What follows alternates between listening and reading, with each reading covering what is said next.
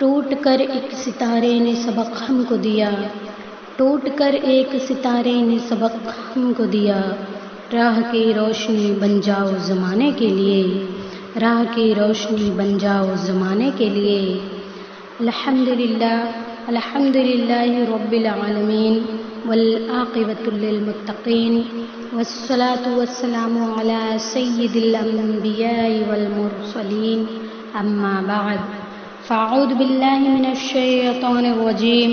بسم اللہ الرحمن الرحیم۔ رضی اللہ عنہم ورضوا عنہ، ذلک لمن خشی ربہ، صدق اللہ العظیم وصدق رسوله النبی الامین المتین الکریم، ونحن على ذلك لمن الشاہدین والشاکرین، والحمد للہ رب العالمین۔ نماز اچھی، حج اچھا، روزہ اچھا، زکوٰۃ اچھی۔ نماز اچھی، حج اچھا، روزہ اچھا، زکوٰۃ اچھی، مگر میں باوجود اس کے مسلمان ہو نہیں سکتا، نہ جب تک کٹ مرے ہم خواجہ بطحہ کی عزت پر، نہ جب تک کٹ مرے ہم خواجہ بطحہ کی عزت پر، خدا شاہد ہے کامل اپنا ایمان ہو نہیں سکتا، خدا شاہد ہے کامل اپنا ایمان ہو نہیں سکتا۔ معزز سامعات، ابھی میں نے جس آیت کریمہ کی تلاوت کا شرف حاصل کیا ہے، اس پر کچھ دیر روشنی ڈالنے سے پہلے میں بہتر اور مناسب سمجھتی ہوں کہ آمنہ کے راج دلارے، حضرت عبداللہ کے جگر پارے، دائی حلیمہ کے نگاہوں کے تارے، ہم بے سہاروں کے سہارے، آقا و مولا حضور تاجدار مدینہ، راحت قلب و سینہ، حضور احمد مجتبیٰ محمد مصطفیٰ صلی اللہ تعالی علیہ وسلم کی بارگاہ میں خلوص و محبت کے ساتھ درود شریف کا نذرانہ پیش کریں۔ پڑھیے جھوم جھوم کر، اللہم صلی علی سیدنا شفیعنا حبیبنا کریمنا مولانا محمد معدن الجود والکرم وعلی الکرام ابن الکریم وبارک وسلم۔ ملک سخن کے شاہی تم کو رضا مسلم، ملک سخن کے شاہی تم کو رضا مسلم، جس سمت آ گئے ہو سکے بٹھا دیے ہیں، جس سمت آ گئے ہو سکے بٹھا دیے ہیں۔ اللہ تعالیٰ کا ارشاد پاک ہے، رضی اللہ عنہم ورضوا عنہ، اللہ ان سے راضی ہوا اور وہ اللہ سے راضی ہوئے۔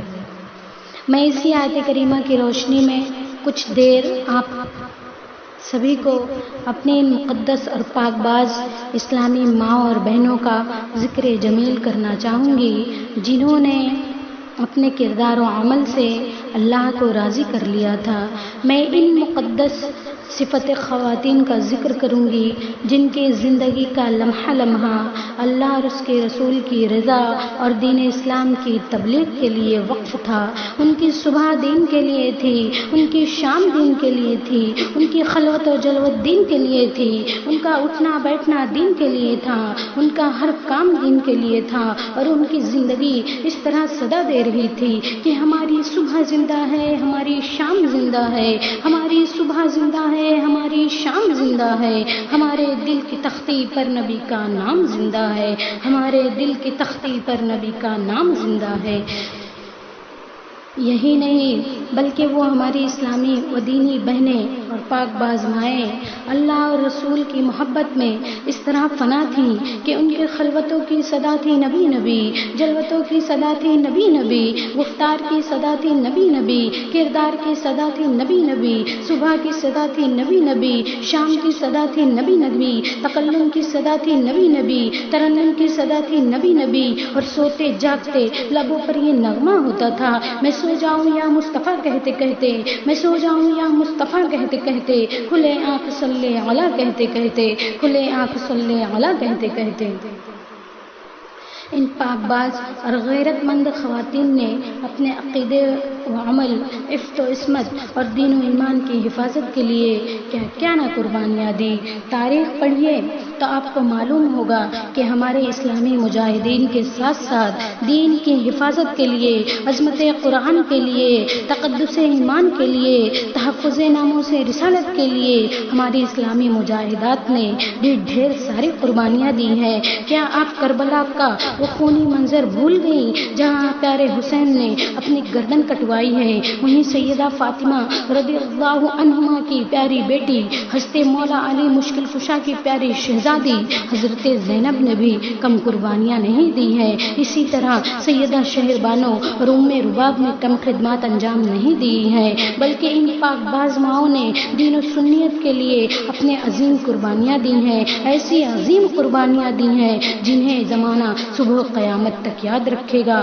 ماں کی ممتا اور اس کے اٹوٹ محبت کی داستان کون نہیں جانتا، مگر بارے خاندان نبوت کے مقدس اور اہتمام مائے تحفظ دین و سنیت اور تقدس پرچم اسلام کے خاطر اپنے ہاتھوں سے اپنے نونہالوں اور مقدس شہزادوں کو شہادت کا دولہا بنا کر کرب و بلا میں بھیجتی نظر آتی ہیں۔ اپنے جگر پاروں کی لاشوں پر گھوڑوں کو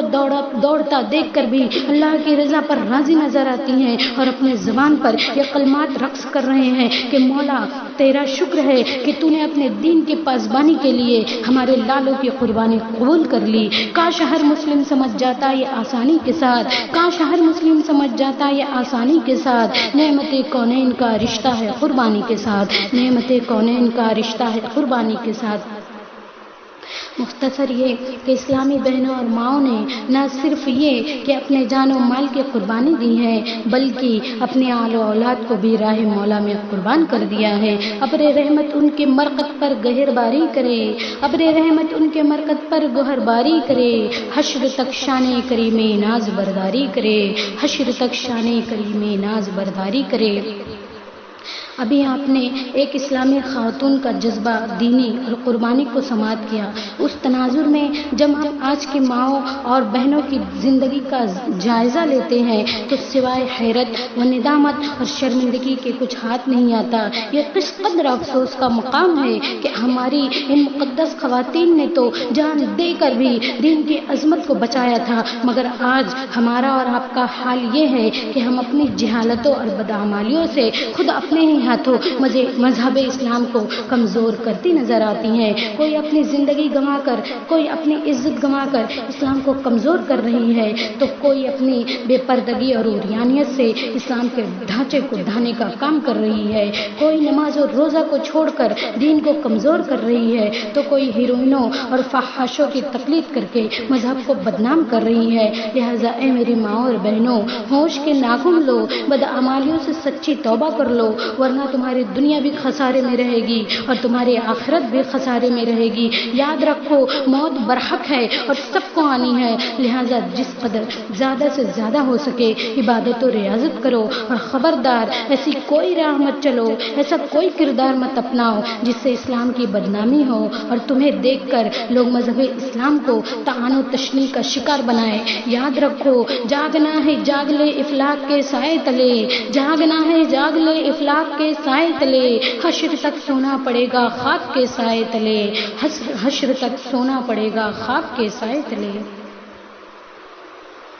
آئیے میں آپ کو ایک مشہور صحابیہ کا واقعہ سناتی ہوں تاکہ آپ کے اندر غیرت ایمانی اور حرارت ایمانی پیدا ہو جائے۔ امید ہے کہ اس واقعے کو سن کر آپ اپنے اندر ایک تبدیلی اور اسلامی بیداری کی لہر پیدا کریں گی انشاءاللہ۔ حضرت سمیہ رضی اللہ عنہا اسلام کی وہ مقدس خاتون ہیں جنہوں نے دین اسلام کی حفاظت اور اپنے ایمان کی صیانت کے لیے عورتوں میں سب سے پہلے شہادت کا جام نوش کیا ہے۔ آپ ابو جہل کی خادمہ اور نوکرانی تھی،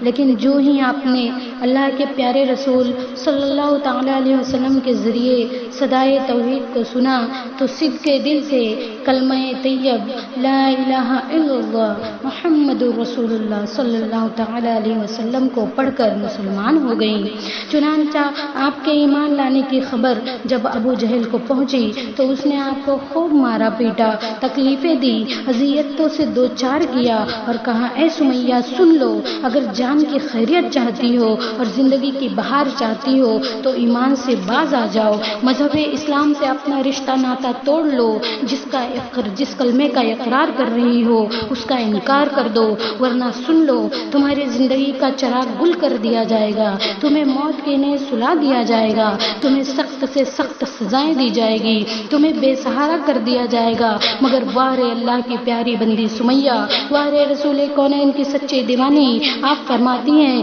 اے ابو جہل سن لے، شاید تمہیں ایمان کی طاقت نہیں معلوم، شاید تمہیں ایمان کی مٹھاس نہیں معلوم، ارے یہ وہ ایمان ہے کہ جس کے دل میں گھر کر جاتا ہے اس دل سے کبھی نکلتا نہیں بلکہ دن بدن پروان ہی چڑھتا رہتا ہے۔ ارے اور دشمن رسول سن لو کہ سمیہ اپنی جان تو دے سکتی ہے مگر مصطفیٰ کا دیا ہوا ایمان نہیں دے سکتی، گویا زبان حال سے کہہ رہی تھی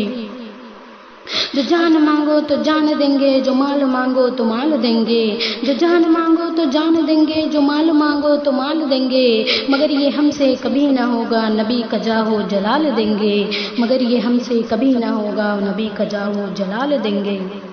بالآخر حضرت سمیہ پر مصیبت کا پہاڑ ٹوٹ پڑا، طرح طرح کی اذیتیں دی گئی مگر ان کی زبان پر بس ایک ہی نعرہ تھا اور وہ نعرہ عہد عہد کا نعرہ تھا، اللہ ایک ہے، اللہ ایک ہے، پیارے محمد صلی اللہ تعالی علیہ وسلم اللہ کے سچے رسول ہے۔ چنانچہ جب کافروں نے دیکھا کہ یہ ایمان سے پھرنے والی نہیں ہے، دین اسلام اور